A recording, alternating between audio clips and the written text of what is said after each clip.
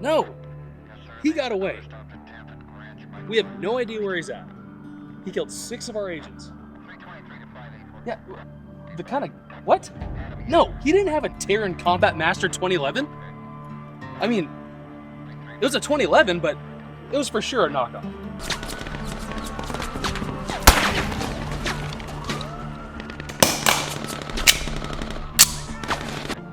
I mean, he used a fucking pencil.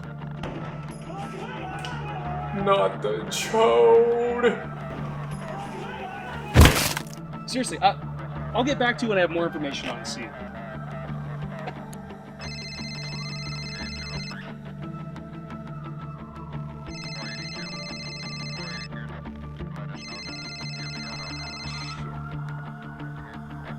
Hello? I heard you struck my son, the head agent of the entry team. May I ask why? Well, sir, he was trying to confiscate his 2011 collection. Yeah, I know. They shot his fucking pet. Of course we shot the fucking dog. We shoot everyone's fucking dog. No.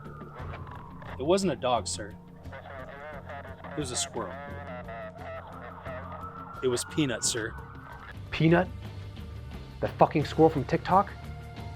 You've got to be shitting me. It was LARPwick's Peanut. Oh. You came to my house and took the only thing left that I loved, making gay TikTok videos with my squirrel Peanut. So yeah, I'm thinking I'm back. Niggas be talking like this shit easy or something, you heard me? They do. Nah, nigga, I make this shit look easy, you heard me? See, sometimes people think they can be you better than you can be you. Every time they tell you down, I'm gonna beat you the fuck back up, nigga. Took a lot of losses, had to bounce back. She got ass level when it bounce back. Came back strong, had to bounce back. Applying pressure, watch a nigga bounce back. Pushing, all in your face and they think that I'm pushing. Like, what we gon' talk about? Ain't shit to talk about. I put a couple of these niggas, I call them out. Pushing, yeah. Pushing, I'm in his face and he think that I'm pushing. Major mistake if you think that I'm pushing. Pushing, I'm in his face and he think that I'm pushing. Major mistake if you think that I'm pushing. Keeping the 2 on D, I'm still in the kitchen. I'm cooking the 4.5. Pirates the Yola, Adelaide, soda, and Bubba. I double the 500 grams. My drunk got test say, how may I help you? I bless him. I guess he just needed a blast. Not a good looker, but she'll go. The Mac 9 DS, affordable 2011s. Is this thing busting or broke? Bussin'. Broken. Broken? All right, they've spoken. Review over. Topic of today's video, 2011s for poor people like myself.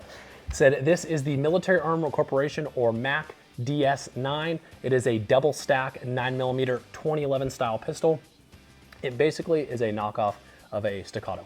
A lot of people are calling this the Turcado, and it's made in Turkey and imported by TSOS or Military Armament Corporation, and kind of fits that definitely budget market for a 2011 pistol. These originally were about $900 when they came out. They now can be found for about $650. They've made a few updates, and now they have a version that's only $1,000. It's a compensated version, very similar to the Staccato XC, but again, about 1/4 of the cost, or 1/5 of the cost in that case. But it does come standard with your fiber optic front. Mine's missing, we'll get into that later. Your Glock style dovetail, rear sights that are serrated, which is nice. Optics cut, it is 4140 machine steel. The slide is, the frame is, and the grip is injection polymer molded. And it does come standard with a Picatinny rail, so all your standard Surefire lights, whatever lights, stream lights, they all work. It is a flat face skeletonized trigger, as you can see here, mine is not. We'll go into that again later as well. Comes standard with your double-sided, manual safety, an extended magazine release, and it does come with this nice kind of aluminum beveled magazine well. 17 round capacity standard. My trigger, when it was stock, pulled at about 5.5 pounds. A little on the heavy side. I've seen people say pretty much anywhere from like 6 pounds down to about 3.5 pounds. Wasn't the case for mine, it was 5.5 right in the middle. But with a few upgrades for $600, this is a fucking legit gun, but we'll get into that in a minute. So let's roll right in. All right, full disclosure, this pistol was not sent to me. I spent my own money on this gun. I reached out to Military Armament Corporation, not once, not twice, but 3 times saying, please, a little desk pop action for you, please send me any 2011 that you have, send me the Mac, and they just never responded because I'm just a peasant retarded YouTuber with a small channel in the corner of the internet. So I did spend my own money on this gun. So not that that would change my opinion anyway, even if they sent it to me. But so everything I have to say about it is coming from my perspective of me, someone who personally bought the gun. All right, guys, so super quickly going what comes in the case, and you can find this shit anywhere on the website or 1,000 other YouTube videos. So you do get this nice soft padded case. You get your pistol. You get 2 17-round mags. These are 10 rounds because I'm in California and California gun laws are gay. You get this nice orange butt plug. And you get a couple other goodies in here. An instruction manual that no one reads. And then you get, let's see, a cleaning rod. It's actually a fairly decent cleaning rod here. You do get a bore brush to put your little, wipes through to clean the bore.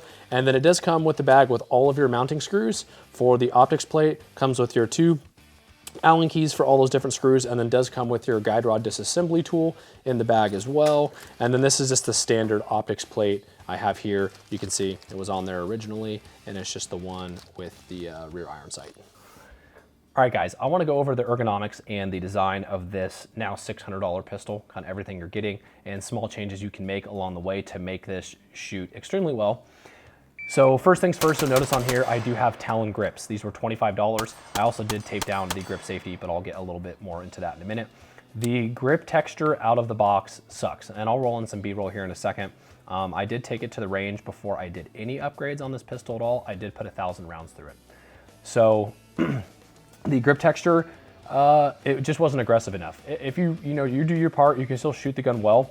But both the times I was at indoor range, it was okay. But once I got into BLM National Forest, where it was either extremely cold or it was really hot, my hands started getting a little bit sweaty, I just was starting to lose grip on the pistol. Could just be me, I am retarded anyway. So 25 bucks, some Talon grips on here, and they work out super well. Gave this gun a ton of traction, which helped a lot. And like I was saying, I put an extra wrap around there if you can see it for the grip safety. Said the ambidextrous safety that comes with this pistol, it is nice. One thing to me about 2011s, because I am a Glock guy and originally came from Glocks after 15 years, is that having a ambidextrous safety on this side here, this gives me hot spots on the top of my knuckle. So when I'm gripping the pistol really hard and driving this gun, after a while, it does start to wear into my knuckle up there. It's a nice feature to have. Some of you guys that shoot 2011s a lot might be fine. For me, since I ride the Ting so high, it was annoying, but I got used to it and just dealt with it. But I might remove that or just have a manual safety on the primary control side for right-handed shooters. But it is nice that it comes out of the box with that feature. Another feature of this gun, which is nice to have, was this. You can see it is an extended polymer magazine release. And it worked extremely well, but when I got mine was stiff. Like enough where I'd have to break my grip to get a solid purchase on the magazine release to get that thing out. So I did swap the spring out on this. It was $5 from Atlas Gunworks, and I think I swapped it to a number 2 or number 3 spring. And that did solve that issue. So now with my primary fire control hand, I can drop that magazine nice and easy. And I've had no issues with the magazine accidentally bumping it and releasing the magazine during normal use. All right, so as you guys can see there is the Picatinny rail. It's a nice Picatinny rail. It does work for pretty much every major light. The only thing is I did have a Surefire X300U that's typically like your Glock style. You just slide it over and it clicks in. I don't know if it was either this was slightly out of spec or the Surefire light was, but I had to take a rubber mallet and I pounded that X300U on there, and it shredded the shit out of the X300U to now it just rattles around on my Glock. It literally pulled polymer off of there. So I don't know if that's an issue with the gun or it was an issue with the 300U that I had, but just wanted to give you guys a heads up about that. So something about this, it's a little wider than normal here on the edge. So I did end up having to buy a Surefire X300B, which is your clamp style mount. So unfortunately, I don't have any footage of the optics plate on here before I put the C&H Precision optic on here. I have watched a few other videos that people were having issues with their optics plate, with not the optic itself, but this plate here coming loose from the top of the slide. After only a couple hundred rounds, I installed mine and used the supplied screws and some red thread locker, and put this C&H Precision on there, and I had no issues with mine. I did put the C&H Precision optic on here and did not Loctite the optic, and it eventually came loose after about 250 rounds on my first range trip, but that's to be expected. So it is blue Loctited now, and I've had no issues with this optic coming loose or losing zero whatsoever. So that the optics mounting plate is RMR cut, so it'll fit all your RMR style optics. You can buy adapter plates, of course, to put on that, but of course that'll raise the height of your optic. It's been a solid optics mount, and as you can see with the optics mount, it does come with the dovetail for your Glock style sights, as you can see here, and they are serrated, which is nice. And then on your front sight, you can see here, it is a fiber optic front sight. Mine broke off within the first 150 rounds, drawing it out of a Surefire holster. So they do not supply, at least mine didn't have any extras in the case, but I assume if you wanted to do that, you can probably put extras on there pretty cheap. I typically don't really care because I'm running a dot and I just have blacked out irons anyway, so that was not an issue for me. But another big selling point about this gun, design-wise, is there are no MIM parts in this gun. I know some of the other budget 2011 options do come with MIM parts, and not to say MIM parts are bad, but I know there's obviously people who had issues in the AK world, specifically with MIM parts, and with other pistols with MIM parts. So it's just a little bit of peace of mind that at this price point for $600 that you're not getting any MIM parts anywhere inside your entire pistol. And said lastly here is the slide release. It is just a standard slide release. It's not enhanced at all or any larger than any other slide release. I have ginormous fucking alien fingers. So for me, when I can drop that magazine from here and drop the slide, my thumb just barely reaches, so I don't have to break or rotate my grip at all to release the slide on 2011 pistols. So you can see here, magazine, slide locks back. I can get that magazine out and I can reach the slide release with my primary hand. It's not extended. It does have a nice grip texture on it, and like again, for the price and not being MIM'd, it is excellent. All right, performance. Probably the biggest question anyone would have at this price point where you're spending $650 for a 2011. How'd the gun perform? I was actually pleasantly surprised. Right when I got the gun, took it to the range with just iron sights. The irons were zeroed from the factory, which is kind of cool. And I was at 15 yards, just a little attention to detail kind of thing, as they should be. If they weren't, that'd be like, what the fuck? Through the C&H Precision comp on here, I'm zeroed up from a bag at 15 yards, and I'm not a precision shooter. Actually, quite frankly, I suck very bigly at shooting. People say it, but I would never say it. But I'm not a bench press shooter, and I was getting 2 to 3 inch groups at 15 yards from bags, so you can roast me in the comments below. So my whole goal with this pistol was to not clean or lubricate this gun at all, to see how long it would go before it started having malfunctions, completely stock. So I changed nothing in it, and it does come stock with a 16-pound spring. That is sprung more than all of your staccatos, and so I was assuming that it would have a little more oomph to chamber those rounds when the gun starts getting dirty. And the gun did surprisingly well. 750 rounds in, and it had 0 malfunctions of any kind. And then right about that 750 round mark, it started getting failures to feed. So it'd extract the round, it'd go to pick up a new round, and it would not make it all the way into the chamber. I would just kind of have to press check and barely tap the back of the slide, and it would go into battery.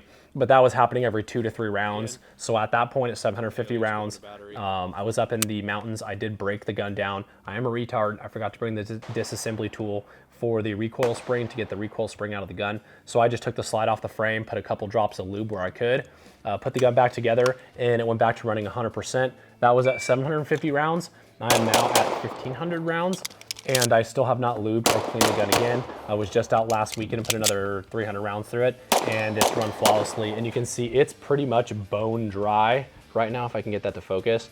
It's like bone dry, and it's been running extremely well, which has been, for the price point again, has been awesome.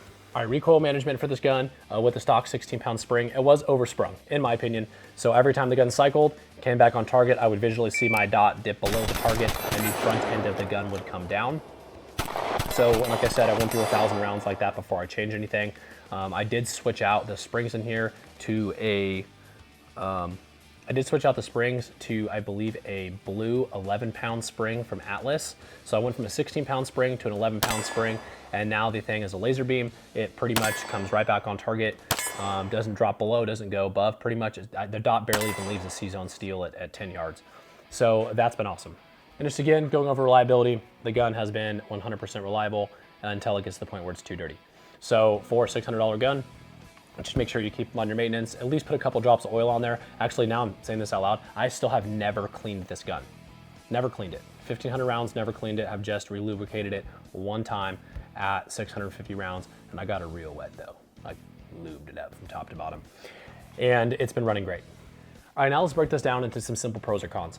Obviously, the biggest pro to this gun is the price point. I mean, holy shit. Even when I bought it back in November, it was 950 bucks.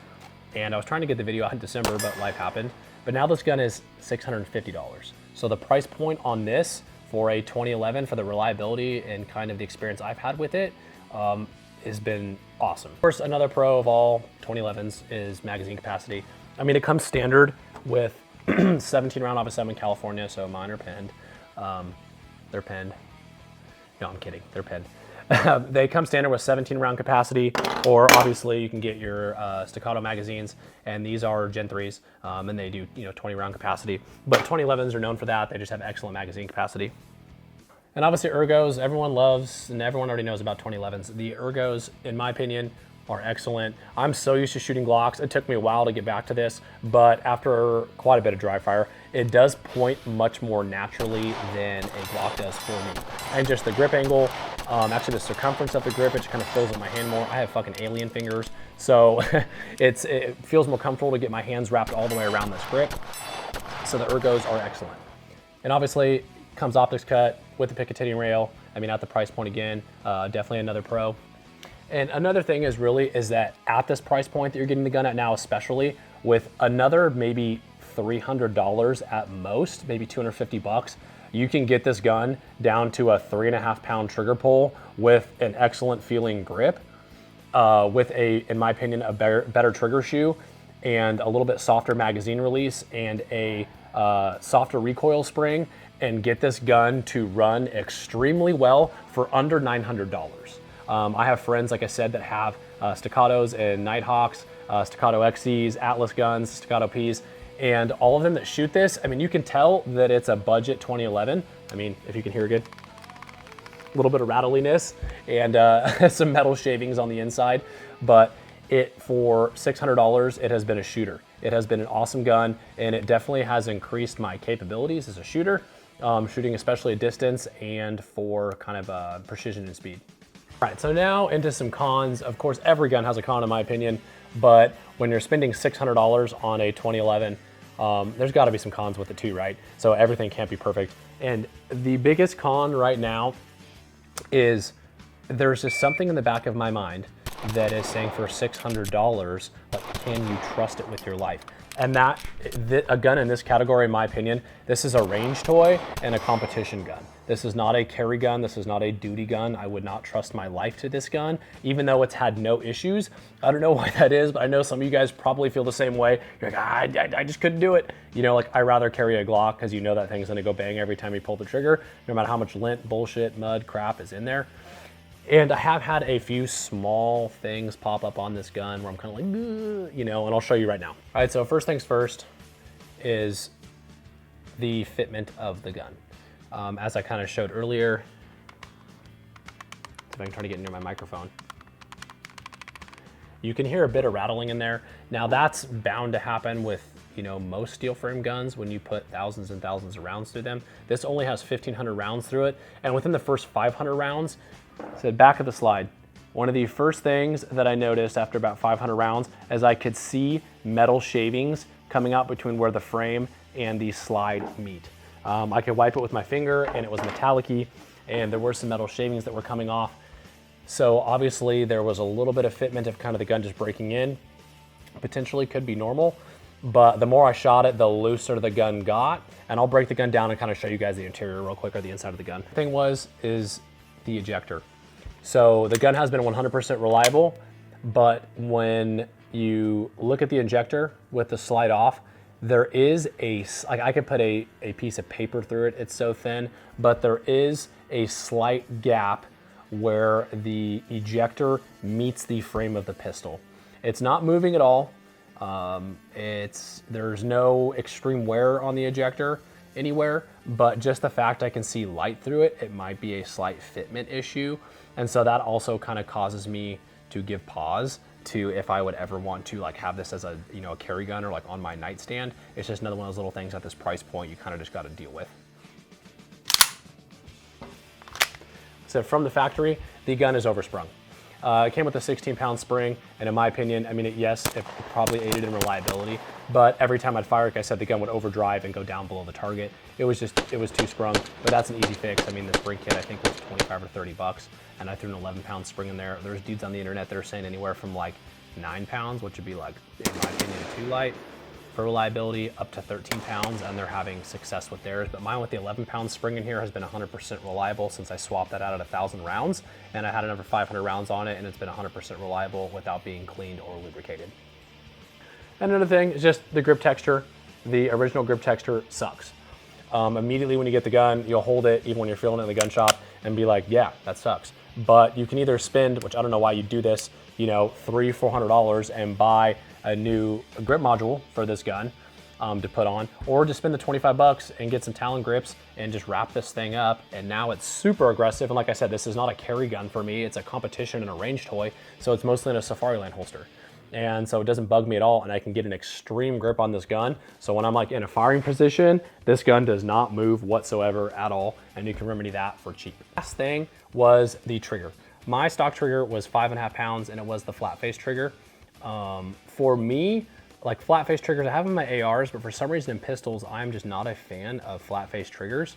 So I put in this, I think it was $30, and it is just a stock staccato trigger, a rounded staccato trigger. And then I did put an EGW ignition kit in here. It was $150, and you know, it came with the, obviously all the main house springs. It did come with a skeletonized hammer. And it did come with some lighter springs. I think mine was the model number 19. So it was like a 19-pound spring. And again, I put that in, it's been 100% reliable, but it did change my trigger pull down to about 3 pounds. So it cut the trigger weight by about 40%, and the trigger now is amazing. All right, so I'm gonna show you guys the trigger. This is from EGW, the ignition kit with the staccato shoe. And you can see here, it's just a little bit of take up, pulling, no creep, and that thing breaks. See if I can show you the reset here. So I'm holding the trigger back. A light there. And there's the reset. I mean, the trigger now for 150 bucks, $175 is fucking legit.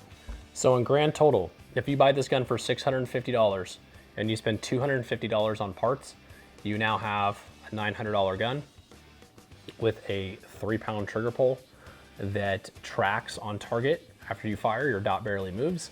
And I have friends that have really, really expensive 2011s.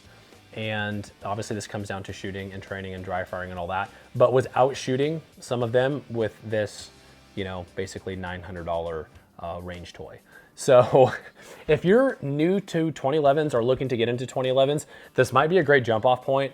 Now, obviously, if you have the money, dude, just buy like a nicer 2011 that you feel like you could carry or use as a nightstand gun and a competition gun and all that shit, and be the fucking cool guy on the range and come out with your Terran Tactical, you know, as a Sand Viper or your, you know, your Nighthawk, and just flex on everybody, be that fucking guy.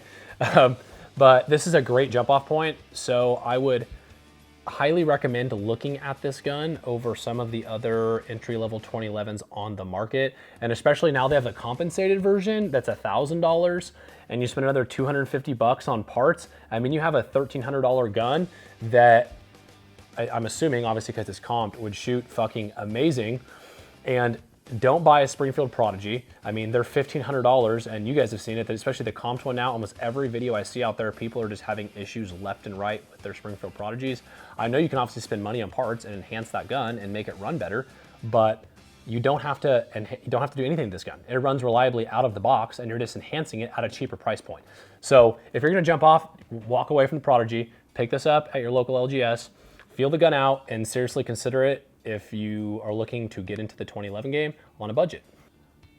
All right, guys, if you've made it all the way to the end of the video, you are a true LARPer. likely a retarded person. So thank you for sticking around. I really appreciate it. You guys have been super cool and supportive. I've had people come back to videos that I posted, 6 months ago now, saying, where you at, dude? Like, when's the next video coming out? So that support really kind of like motivates me to come back and make more content. As you guys know, I was having kind of a big life change. I work 40 hours a week. I have 3 young children, a 5-year-old, a 3-year-old, and a 1.5-year-old that are in sports and school. And then I was also in school full time, making that transition. And so life was too hectic to even fucking breathe most of the time. So I am expecting my schedule to free up. I did finish school probably by June time. So I'm expecting content to kind of come more out on a regular basis, probably every 60 days or so. It's just those intros, dudes. Like, those things take so long to coordinate with my actors or other people and like storyboard and get the lighting set up or any of the effects or costumes or whatever it would be to produce those intros. If I didn't have the intros, I could make, a video probably every other week, just shooting shit in my garage and going up and actually shooting. It's just those intros. They take so damn long to edit and do all the corrections and color correcting and all that kind of shit. So just want to say, it's gonna come back to normal soon. I really do appreciate you guys. Thank you for all your support. All right, boys, with all that said, keep yourself, your friends, your community safe, and LARP like our founders are watching. All right, dudes, peace.